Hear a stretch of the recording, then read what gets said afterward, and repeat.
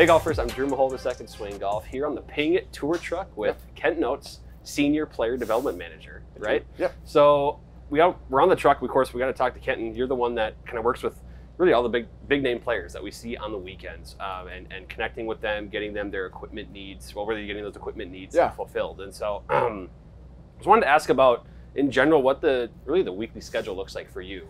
So, we're at an event right now, talk about, the daily and weekly schedule, when you get here, how long you're here, that type of thing. And then we'll kind of get into the nuances of working with the players. Yeah, so it's a team of 5 that we work out with, Drew, here. So we're all in different ways trying to get on site, usually by Sunday night. We have Adam and Matt who drive the trailer here. So Adam's the one that brought it up from West Palm Beach.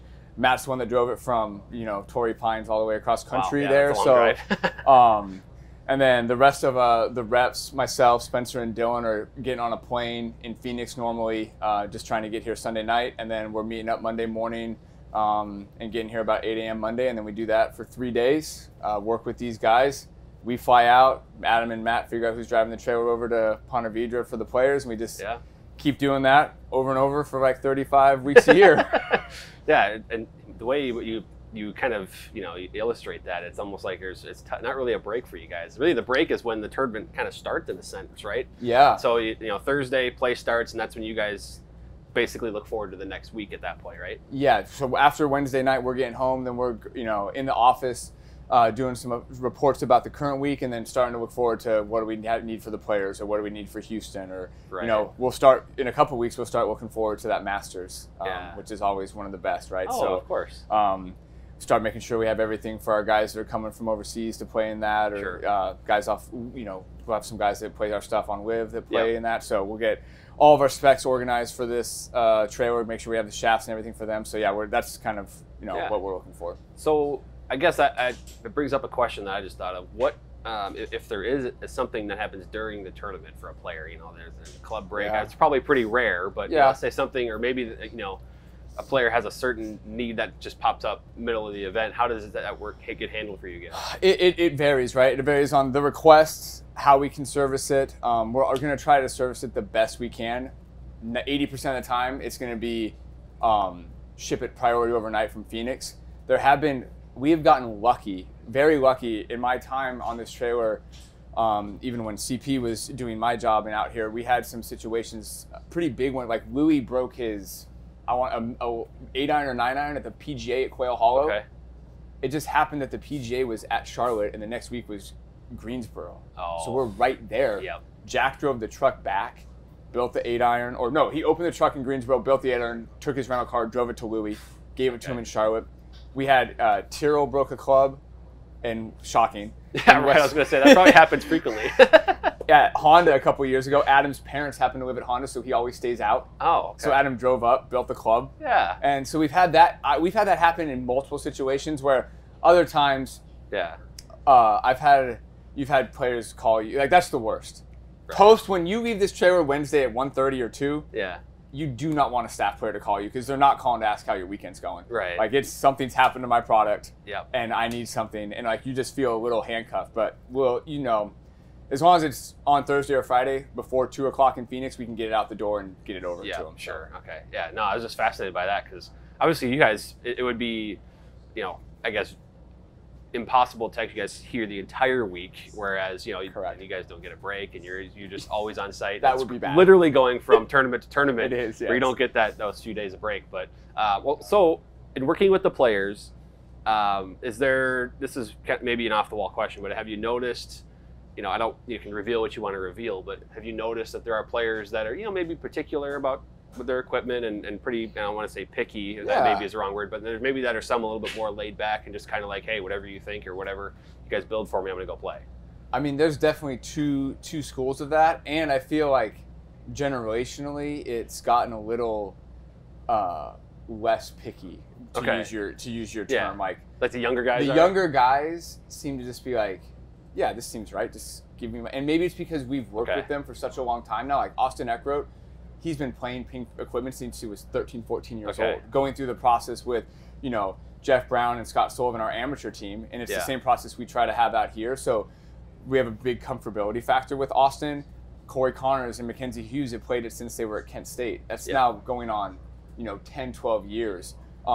Whereas other guys, to their credit, some guys are just very technical about their stuff, and they want there to be this, this, and this. Like Jeff Magert was a great example. He's an older player, but I remember when I first was out here, Jeff Magert would be like, oh, this 3-wood's 13.7 degrees. He goes, I just need one that's 13.5.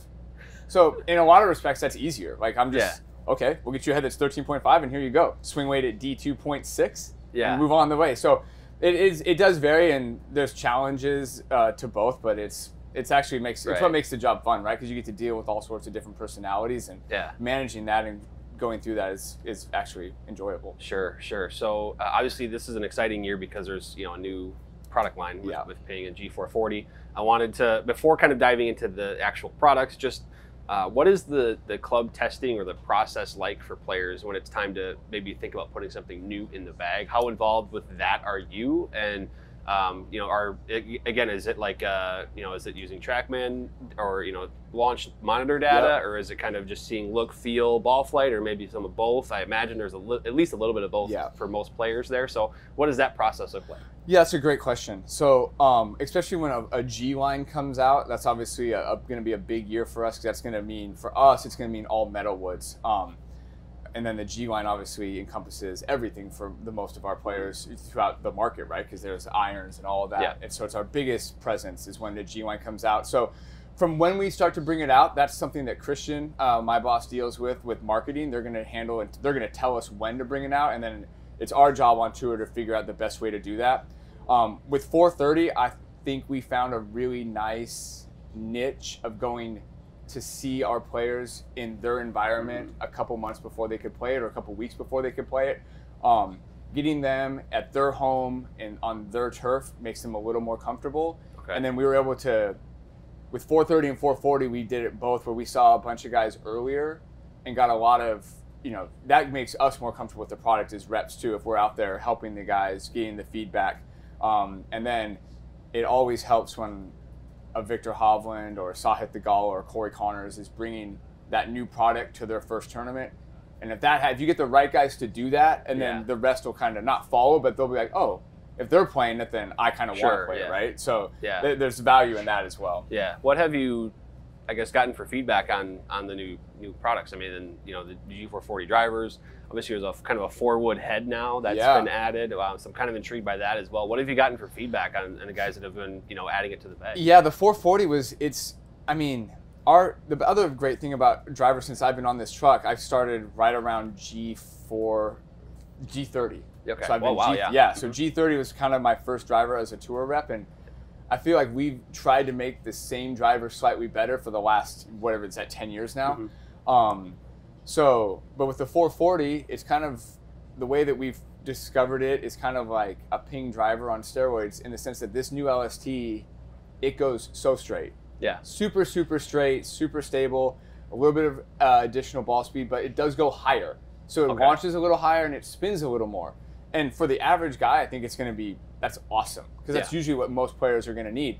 For our guys, they want to see their window, right? So we've played around with a few different ways to get that down. The easiest way would be just to take off loft. Some guys react well to that. They're like, no problem, just take off the loft. Some guys visually, they're like, well, now I can't see the face. Yeah, so we have to play around with a little bit of where we put the glue and just reducing the back weight. One of the reasons the 440 goes so high is because it's got a heavier back weight. Because of that free hosel design and the weight savings, we're able to put more weight where we actually want it, which is low and behind that CG line. So, which is great for that forgiveness, but it does make it go higher. So like when you see we're building a driver for Corey, I think you guys are going to film, you'll see he has some weight pushed forward a little bit, and then the reduction of that back weight. And that's how he's able to play the same loft, but keep the spin and launch where he wants it. And that's an example of a player that, you can't negotiate with that, in a sense where, like, I need to look at my driver and it's got to look like this. So you guys need to figure out how to make it fly the right way, but I need it to look like this. Yeah, Corey played a 9 degree in South Africa the first week it was out and on the conforming list. And he's like, I drove it fine and it wasn't terrible. He goes, but I'm not playing this again. He goes, I want to see more face. And so he's been great though. He's worked with us the whole time. It's been now 3 months, and it took us a good 6 weeks to get it to something where I think he's super comfortable with, but to his credit, he played it the whole time, which was awesome. Yeah, that's. I mean, it seems like the players are also just willing to try stuff. If that's where the relationship is now, is you kind of have to build it where, hey, if I got something here that's worth trying at least, can you go try it for me? And if it works for them or that's awesome, they'll put it in the bag. But there's a lot of there's a trial and error part of it. It is, and especially like Corey saw the value in how straight it was. Like there's the value of that 440 is the forgiveness across the face. Like he's like, because I miss this now and my spin rates are the same everywhere. So he's like, I want to play it. I just want to make sure that it's perfect. And that's our job. Like our job is to make it as good as possible for them and make them comfortable go to play it when they go play in tournaments. Yeah, yeah. And then I did want to ask too about specifically on the Forwood stuff. Yeah. I mean, just in general with fairy woods. I mean, there's kind of a, there's been an awakening, so to speak, on fairy wood usage in the entire game of golf. But specifically, it's kind of been led on tour where guys are playing more high lofted stuff. You're not seeing a traditional driver 3-wood as much anymore. It's driver, maybe it's some sort of mini driver, and then in like a 5-wood or 7-wood, or maybe it's driver 4-wood 7-wood. So what have you kind of noticed in just working with the players and maybe a new awareness to what they can do at the top of the bag? Yeah, I think that's a great question and a great point. Like there's so much versatility now in that top of the bag, and the 4-wood and the 5 LST and the 7-wood for us really just kind of helps us unlock that, right? Because I think what's happened is we have players that are swinging it faster than ever, better athletes, better launch conditions because of TrackMan. Guys are hitting on that all the time. They're just so dialed in that regard.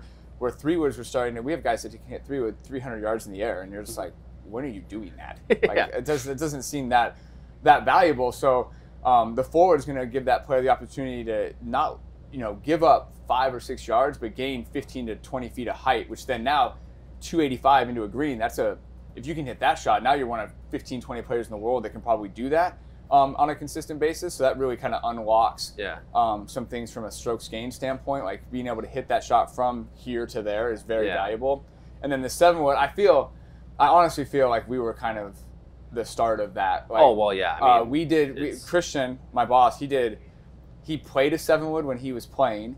And then I think it was the U.S. Open at Marion. It was my first U.S. Open in the office, right? I wasn't on tour, but I was in the tour office. And Christian built every single player in that field a 7-wood, and a bunch of them went in play. Wow.